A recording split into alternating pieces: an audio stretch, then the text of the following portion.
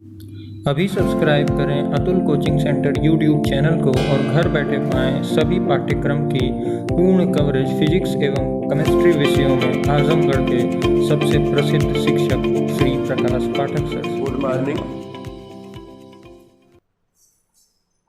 फिर हम class 10th subject chemistry में टॉपिक था अम्ल, क्षार तथा लवण, यानी एसिड, बेस एंड साल्ट।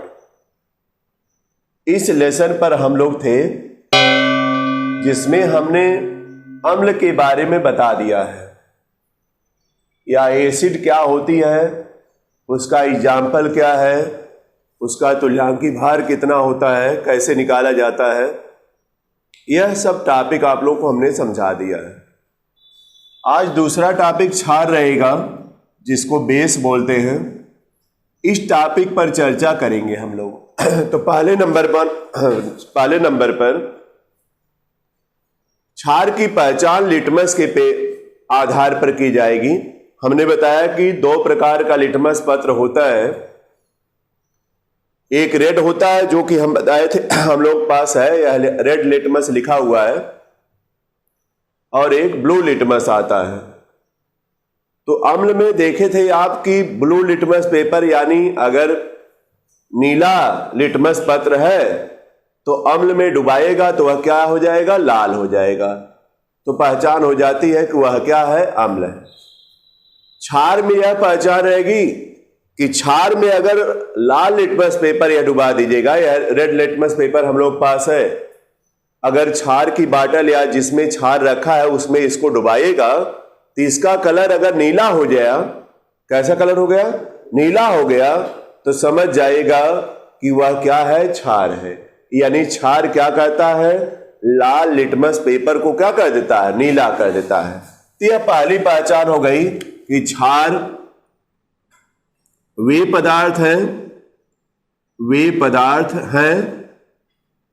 जो लाल लिटमस पेपर को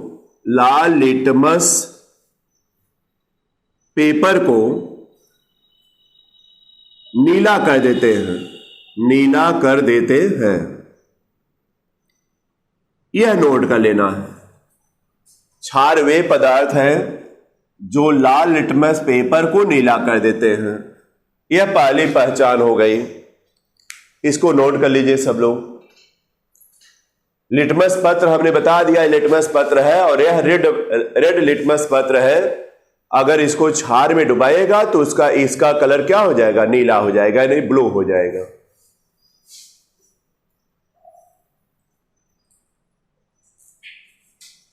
अब देखिए, इसके अलावा अगर हमने बताया भी कि अगर इस समय जो परिभाषा चल रही है उसके आधार पर देखा जाए, जो ओरेस्टेड हमने बताया, ओरेस्टेड बताए, कौन से साइंटिस्ट का नाम बताया था, आर्हेनियस। हाँ, ओरेस्टेड नहीं बल्कि क्या, आर्हेनियस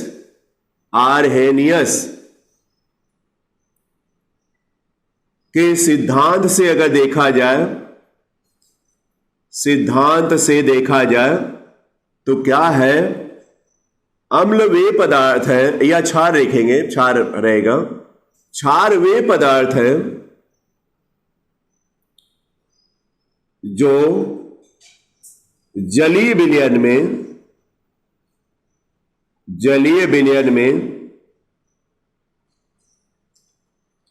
हाइड्रॉक्सिल आयन,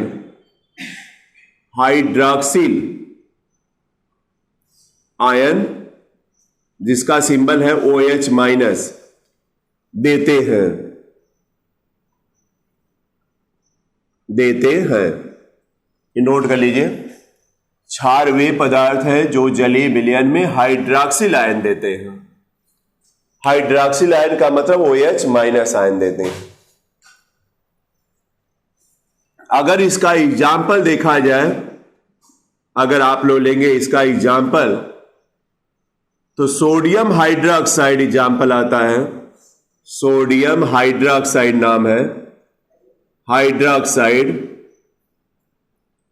और इसका फार्मूला होता है NaOH। इसका आयनन जब करेंगे जलीय विलयन में, देखिए NaOH का जब आयनन होगा तो जब यह जलीय विलयन में क्या होगा, आयनित होगा, तो आयनन की क्रिया इस तरह दिखाएगा। तो देखिए Na प्लस अलग हो जाएगा और प्लस OH माइनस अलग हो जाएगा। ये कैसे बना है, तो Na प्लस OH माइनस से बना है। दोनों बराबर है तो कैंसिल आउट हो जाता है, फार्मूला बन जाता है NaOH। इसी तरह बताइए दूसरा एग्जाम्पल लेंगे, पोटेशियम हाइड्रोक्साइड लेते हैं। पोटेशियम हाइड्रोक्साइड ले लीजिए। अगर यह लेते हैं तो KOH आएगा।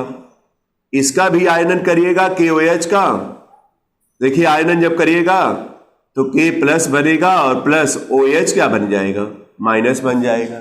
ये अभी देखिए हाइड्रोक्सिल आयन दिया है, इसमें हाइड्रोक्सिल आयन एक है, इसमें भी हाइड्रोक्सिल आयन एक है। ये दोनों हाइड्रोक्सिल आयन दिए हैं जलीय विलयन में। तो अब पहचान हो जानी चाहिए कि अगर OH मिल रहा है तो क्षार है, अगर H प्लस मिलेगा तो अम्ल रहेगा, जैसा कि पीछे बता चुके हैं। तो इसको नोट कर लीजिएगा एग्जाम्पल तौर पर। क्या करें, KOH है, K प्लस पोटेशियम हाइड्रोक्साइड लिखे हैं KOH, ठीक तो है, और K प्लस और OH माइनस हो जाएगा। तो यह देखिए दोनों अगर देखा जाए तो यह प्रबल क्षार है।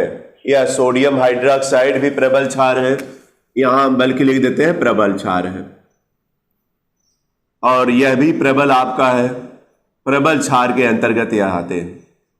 दुर्बल क्षार में अगर देखेगा तो NaOH नाम आएगा, NaOH नहीं बल्कि अमोनियम हाइड्रोक्साइड आएगा, अमोनियम हाइड्रोक्साइड आएगा नाम, हाइड्रोक्साइड,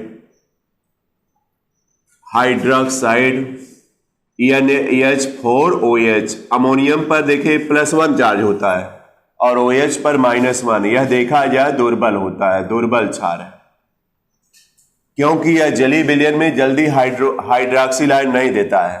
अब फिर भी हम हाइड्रोक्सिल आयन यहां पर जलीय विलयन में निकाल रहे हैं। तो देखिए NaH4OH और इसके बाद यह जो है NaH4 प्लस हो जाएगा, प्लस OH क्या हो जाएगा, माइनस। देखिए एक हाइड्रोक्सिल आयन यह भी दिया, लेकिन यह शीघ्रता से जलीय विलयन में हाइड्रोक्सिल आयन नहीं देता है, इसी वजह से यह दुर्बल है, और यह दोनों शीघ्रता से दे देते हैं, इसलिए यह प्रबल है। जो भी क्षार शीघ्रता से हाइड्रोक्सिल आयन देगा जलीय विलयन में वह प्रबल होता है, और जो शीघ्रता से नहीं देता है वह दुर्बल होता है। तो दुर्बल क्षार में हमने बता दिया अमोनियम हाइड्रोक्साइड नाम NaH4OH। अमोनियम का देखा जाए तो +1 चार्ज होता है और OH पर -1 चार्ज होता है।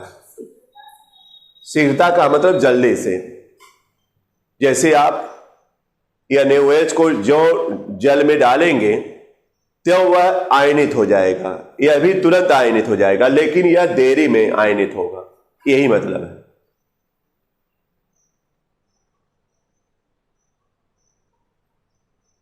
ये नोट कर लेना है सब लोगों को।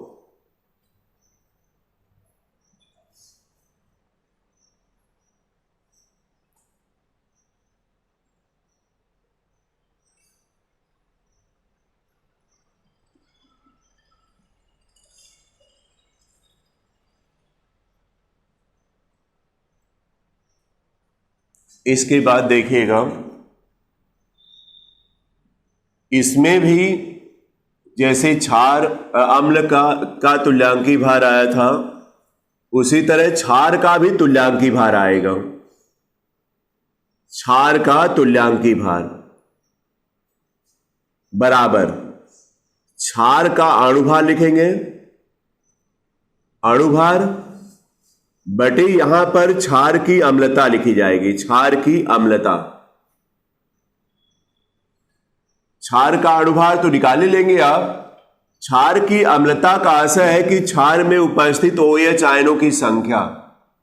देखा जाए तो NaOH की अम्लता OH आयन 1 है, इसलिए 1 रहेगी, यहां भी अम्लता 1 रहेगी, यहां भी अम्लता 1 रहेगी। अगर दूसरा एग्जाम्पल लें, जैसे हम ले रहे हैं OH ट्वाइस का उदाहरण ले रहे हैं।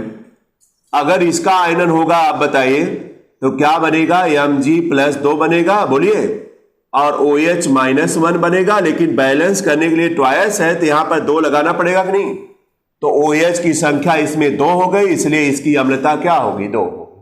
ये ध्यान रखिएगा, जब OH आयन 2 आ जाएगा तो अम्लता 2 हो जाएगी, अगर 3 आएगा तो 3 भी हो जाएगी।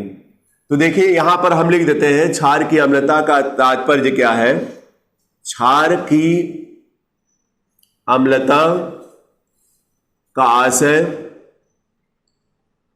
क्षार में उपस्थित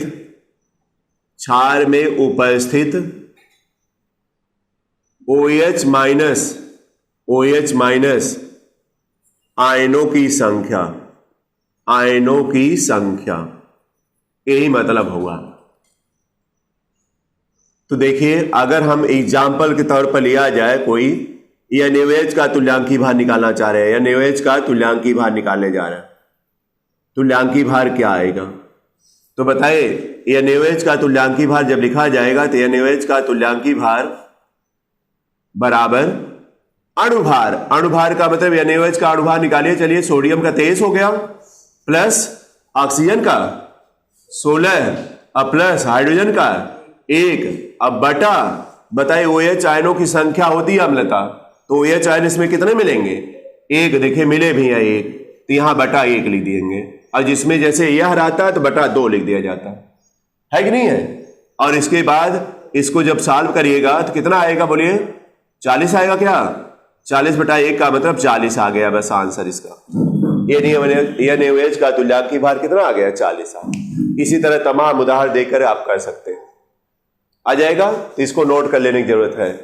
तो आज देखिए हमने पूरा क्षार के बारे में आपको बताया है कि क्षार पुरानी अवधारणा के हिसाब से क्या माना जाता था, लिटमस पेपर के आधार माना जाता था, आर्हेनियस के सिद्धांत से क्या लिखा जाता है उसके बारे में हमने बता दिया क्या है, और फिर क्षार का तुल्यांकी भार क्या होता है इसके बारे में हमने बता दिया।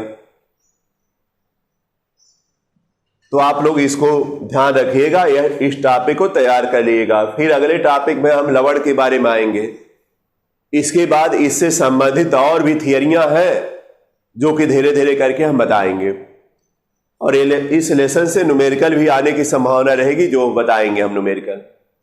लेकिन यह सब टॉपिक जो भी है बेसिक टॉपिक है, ये सब तैयार हो जाना चाहिए सबका।